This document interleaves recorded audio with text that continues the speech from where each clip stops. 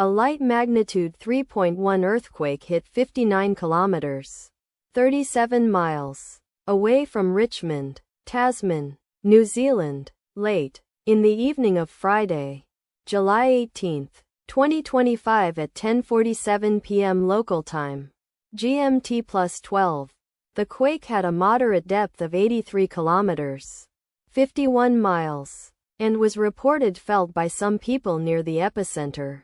First to report, GeoNet, NZ. After 1 minute, the earthquake occurred 12 days after a magnitude 3.8 earthquake had hit on Monday, July 7, 2025, at 1:39 a.m. local time, Pacific, Auckland GMT +12, in 90 kilometers, 56 miles, distance to the northeast. Data source from Volcano Discovery.